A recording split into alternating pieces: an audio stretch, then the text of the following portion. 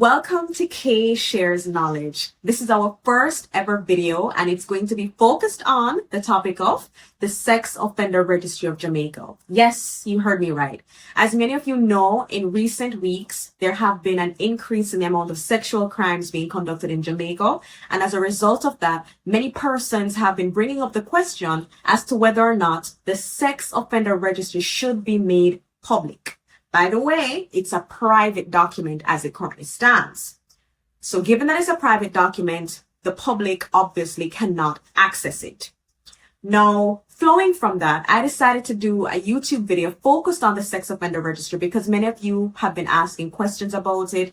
Many persons want to know about it. How does it work? How does it operate? Who manages it? Where is it even located? How can one even possibly gain access to it? So today's video is going to be focused on sharing all of those details. And before I even get any further, I'm just going to ask you guys to go ahead and click that subscribe button below. Yes, this channel that I'm doing is focused on sharing legal and travel knowledge and pretty much anything else I can think of that I think would be of use to you all.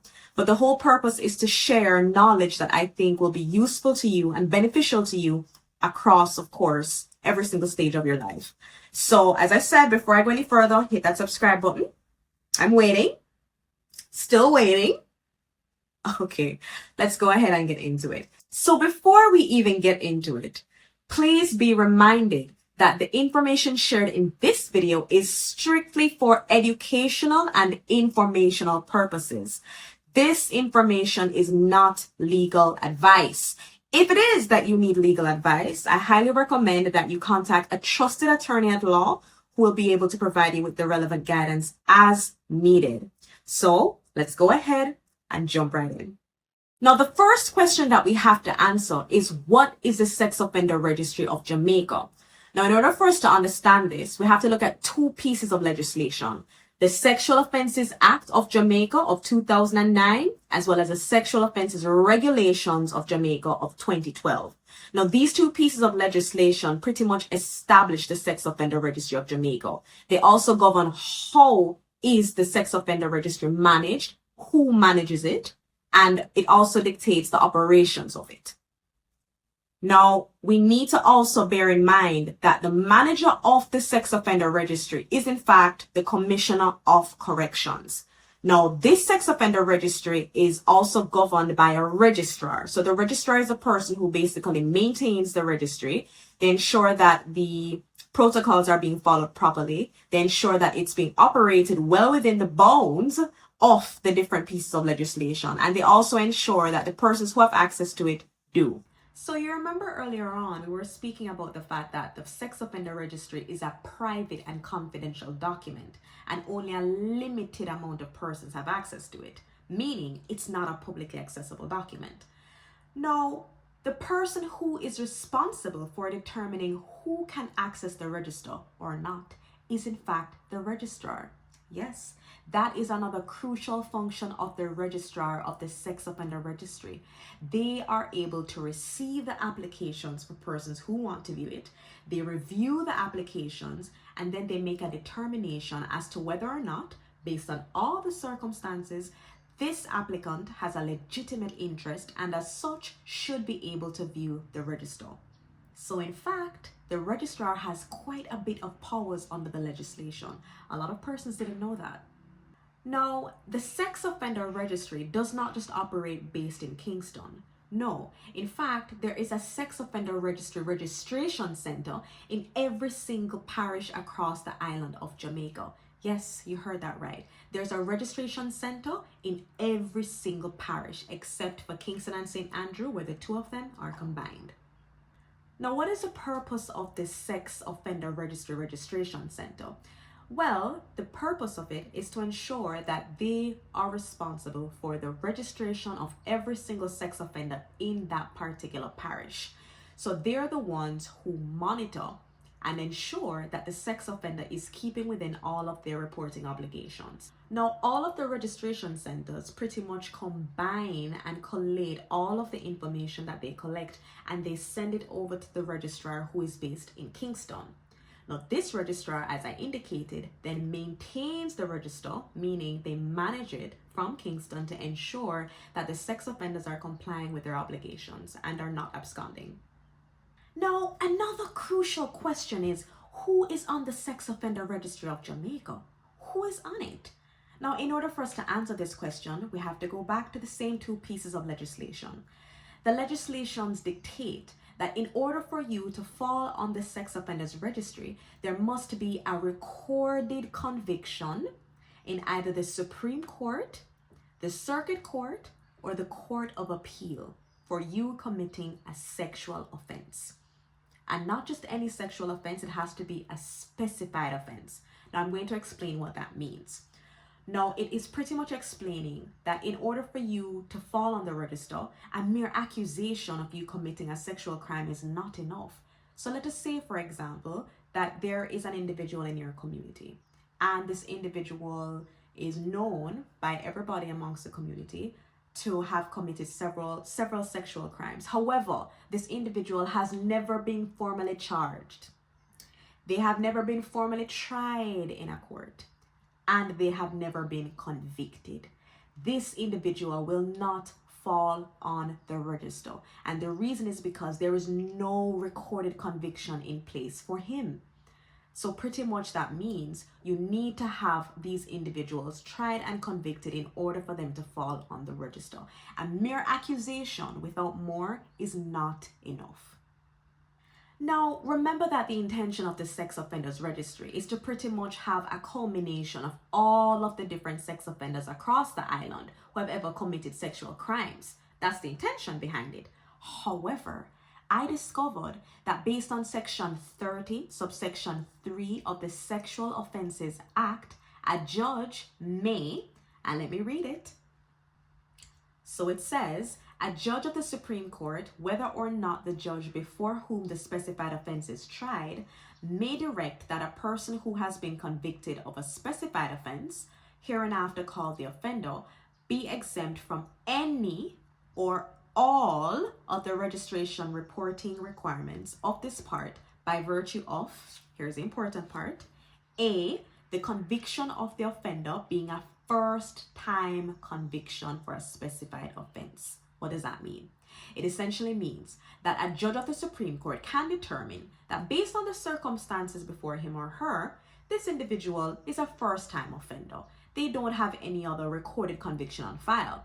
And as a result of that, they can use their discretion to determine, okay, this individual will not have to fall on the Sex Offender Registry. Part B, it continues. The offender being a child. Part C, the sentence imposed for the offense being of minimal severity, being of such category as may be described. Or D, the judge being satisfied that the effect of the imposition of such requirements on the offender, including on his privacy or liberty, will be grossly disproportionate to the public interest to be achieved by registering the offender as a sex offender. Now, what does all of that mean? It is essentially is trying to explain that a judge of the Supreme Court has the discretion to determine whether or not an individual should be exempt from being placed on the Sex Offender Register. Now, this pretty much means that they can use their discretion to examine based on all the circumstances whether it would be fair for the person to be on the register or not. Now, Part B spoke about the fact that one of the offenders could be a child. What does that mean? It means that, let us say, for example, a child committed one of the sexual crimes, one of the specified offenses. And the judge can determine that, okay, because this child is a minor, they're underage, they are young, they're not going to allow them to go on the Sex Offender Register. In that case, their names won't be there. So the truth of the matter is that the Sex Offender Registry does not have a list of all of the sex offenders across the island, as some persons have received exemptions, and as such, their names won't be there. Now, we were speaking earlier about a specified offense. What does that mean? Now, the Act requires that if an individual has been convicted of a specified offense and they do not receive an exemption, then their names will go on the Sex Offender Register. Now, what are some of the specified offenses that it's referring to? Now, a list of some of the specified offenses have been laid out in the different acts. For example, you have the Sexual Offences Act, the Offences Against the Persons Act, the Child Care and Protection Act, as well as the Trafficking in Persons Prevention, Suppression and Punishment Act. Now, what are some of the specified offenses that we keep hearing about? Well, here they are: incest, rape, marital rape, sexual touching or interference, sexual grooming of a child, sexual intercourse with a person under 16, householder inducing or encouraging violation of a child under 16, grievous sexual assault, indecent assault, abduction of a child under 16, violation of a person suffering from mental disorder or physical disability, forcible abduction, procuration, procuring violation of person by threats or fraud or administering drugs, abduction of a child with intent to have sexual intercourse, or unlawful detention with the intention to have sexual intercourse. And there are many others as listed under the acts. Now, what this is saying is in order for you to fall on the Sex Offenders Registry, you would have had to have committed and been convicted of one of those specified offenses. Now, another question that keeps coming up is, what are some of these reporting obligations that we keep hearing about? We've heard that once it is that a sex offender is on the Sex Offender Registry of Jamaica, they have certain reporting obligations, they have to be monitored, but what does it really entail? Now, the Act speaks to this. The Act dictates that once it is you have been convicted of one of the same specified offenses that we just spoke about, and you have not been exempted by a judge, then automatically within 3 days of you being released from prison, you're required to register at one of the registration centers in your parish.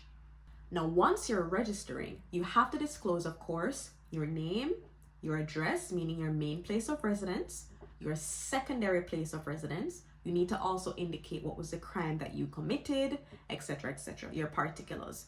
But what are the obligations that you have once you do so? Here they are. Number 1, if it is that you have a main place of residence and you have a secondary place of residence, but let's say you decide that you're going to leave either of the two, you are required to inform the registrar within 14 days. So let us say, for example, that you have your main place of residence and your secondary place of residence, but you desire no longer to live at either places, meaning you no longer visit those premises, you no longer reside there, you have decided to move somewhere else. You are under an obligation based on the Act to go ahead and inform the registrar of your new place of residence, the date that you're going to be moving there, and for how long it is you're going to be staying there. Another reporting obligation includes the fact that if you are planning on leaving the jurisdiction, you must inform the registrar of your travel dates. You have to inform them of when you're going to be leaving the island, where it is you're going to be staying. You also have to inform them of when you're going to be coming back. And once you return to the island, you have to then report to them that, hello, yes, I have returned to the island. So there are quite a bit of reporting obligations that you have. In addition to that, there are check-ins that will have to be conducted on a regular basis. And if you are not present for your check-ins, then eventually that can adversely affect you in the future. Now, I think one of the most important questions that everybody keeps asking is, yes, we're hearing about this register. Yes, we hear that it's private and confidential. Fine, it's not publicly accessible. But if we all can't access it, then who can? Now, in order for an individual or an organization to access the register, they have to conduct a few key things.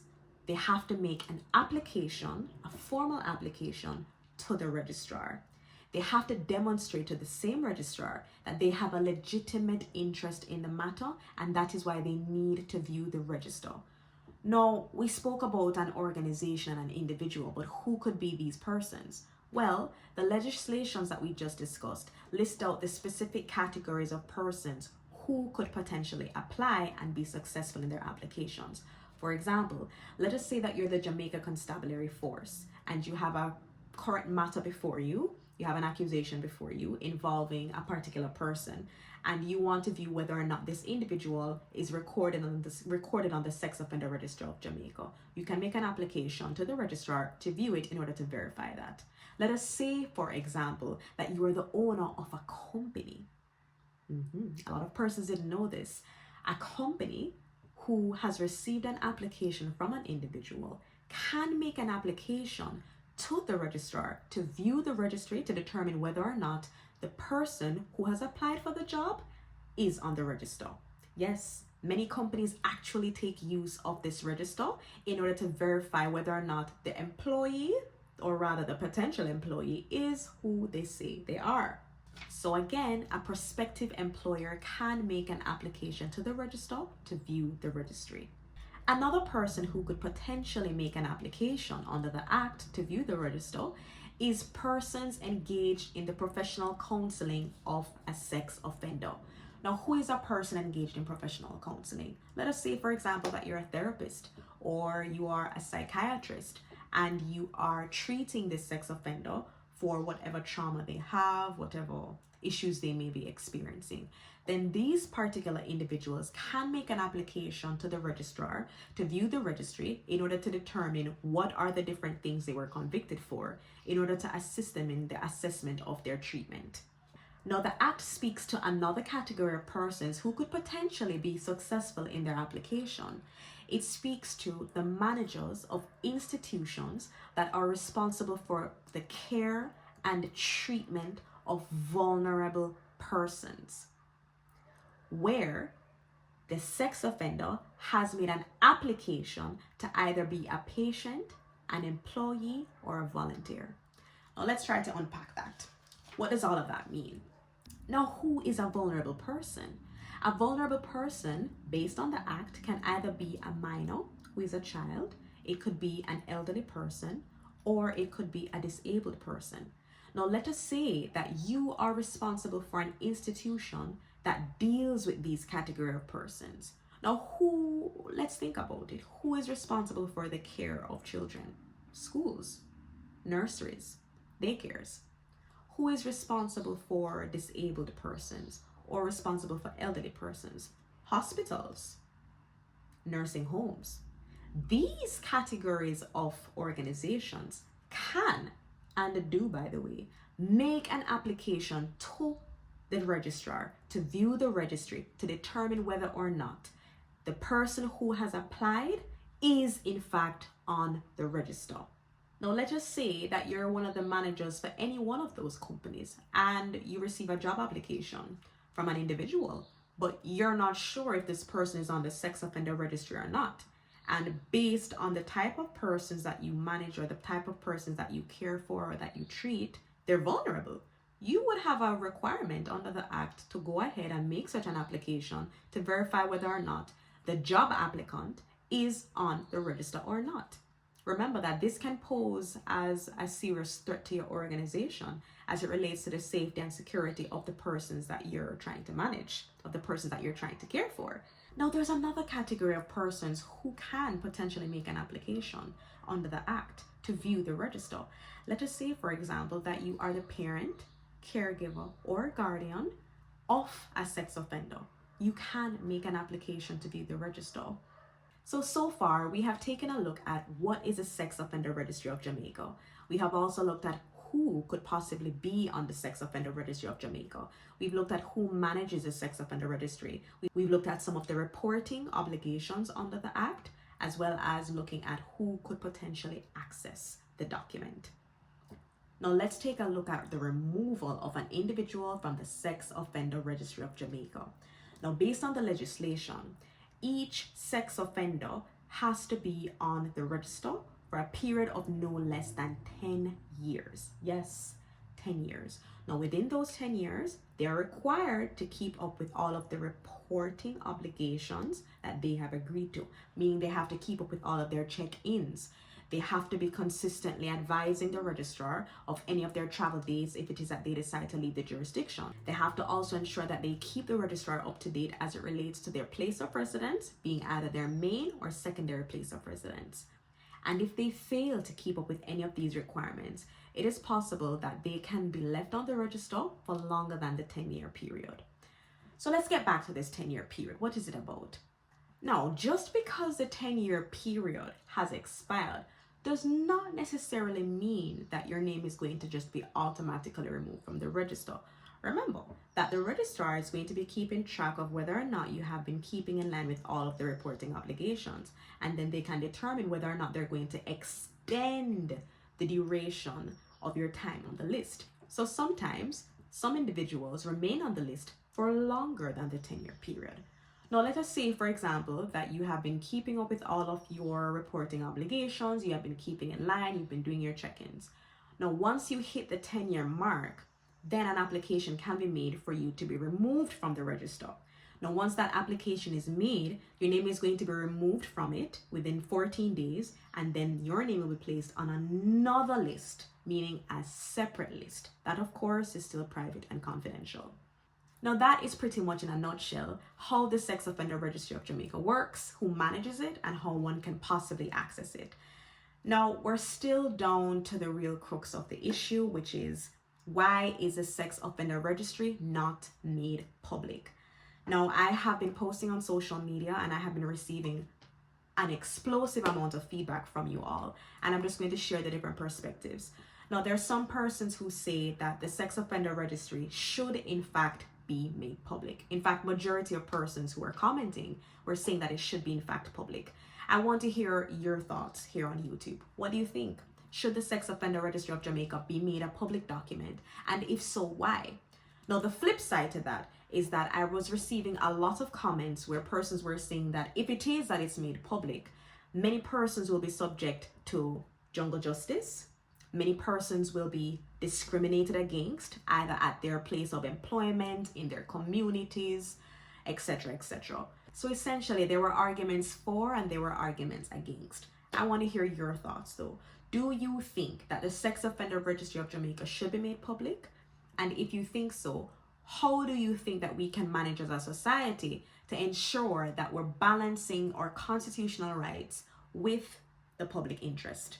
I want to hear your thoughts. Thank you guys so much for watching this video. I hope that the information was very beneficial and informative to you all. And stay tuned for my next video, which will be dropping next week. Same time, same place here on YouTube. Thank you. Bye.